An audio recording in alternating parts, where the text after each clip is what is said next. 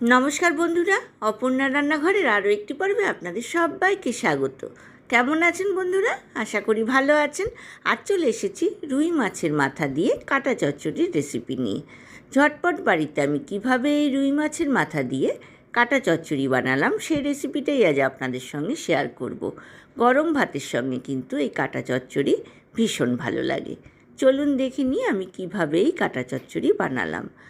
নিয়ে নিলাম একটা রুই মাছের মাথা, আধখানা করে কেটে ধুয়ে জল ঝরিয়ে আমি একটা প্লেটের মধ্যে নিয়ে নিয়েছি।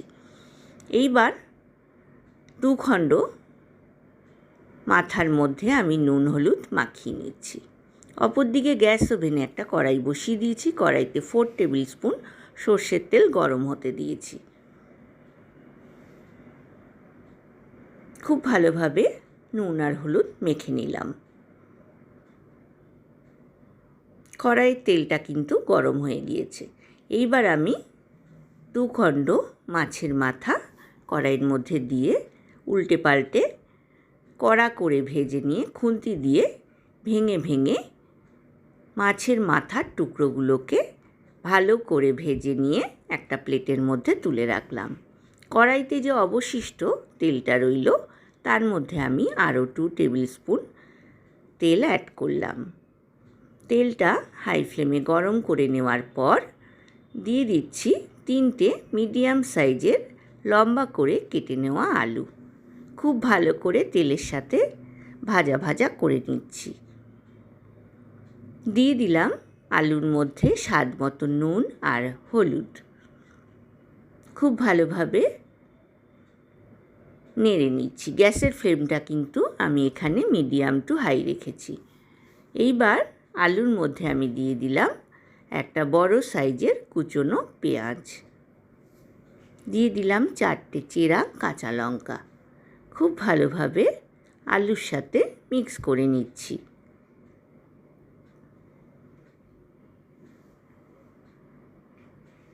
এইবার দিয়ে দিলাম 2টো লম্বা বেগুন, আমি লম্বা টুকরো করে কেটে এখানে ব্যবহার করলাম।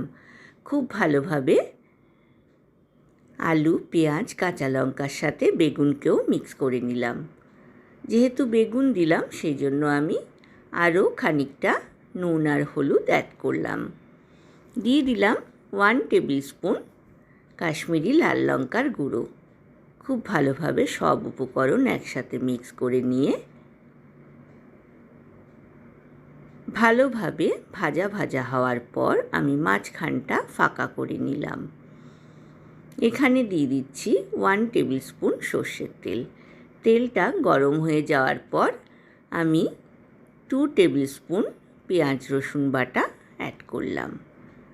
একটা মিডিয়াম সাইজের পেঁয়াজ আর 2 কোয়া রসুন দিয়ে আমি একটা পেস্ট বানিয়েছিলাম মিক্সার গ্রাইন্ডারে। তার থেকে 2 টেবিল স্পুন পেঁয়াজ রসুন বাটা এখানে অ্যাড করলাম। সব কিছু উপকরণ একসাথে মিক্স করে নেওয়ার পর ঢাকনা দিয়ে লো টু মিডিয়াম ফ্লেমে 10 থেকে 15 মিনিট রান্না করলাম। 10 থেকে 15 মিনিট পর ঢাকনা খুলে দেখুন আলুটা কিন্তু সেদ্ধ হয়ে গিয়েছে। বেগুনটা তো আগেই নরম হয়ে গিয়েছিল।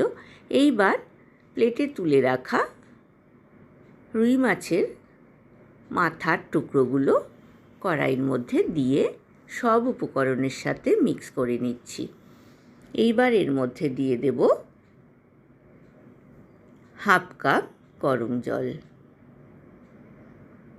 জলকে সব উপকরণের সাথে মিক্স করে নিয়ে লো টু মিডিয়াম ফ্লেমে আমি আরও 10 মিনিট রান্না করলাম।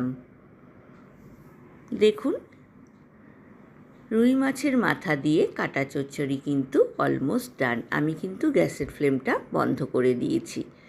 বন্ধুরা যারা প্রথম থেকে আমার সঙ্গে আছেন তাদেরকে অনেক ধন্যবাদ। আর যেসব বন্ধুরা প্রথম আমার চ্যানেলে ভিজিট করছেন তাদেরকে আমার চ্যানেলে স্বাগত জানাই। রেসিপিটা ভালো লাগলে লাইক, কমেন্ট, শেয়ার করতে কিন্তু ভুলবেন না। পাশে থাকা বেল আইকনটা প্রেস করবেন, তাহলে আমার নতুন নতুন রান্নার নোটিফিকেশান বা আপডেট কিন্তু আপনার কাছেই প্রথম পৌঁছবে। আজ এই পর্যন্তই বন্ধুরা, দেখা হবে আবার নতুন রেসিপি নিয়ে। ভালো থাকবেন, সুস্থ থাকবেন। ধন্যবাদ।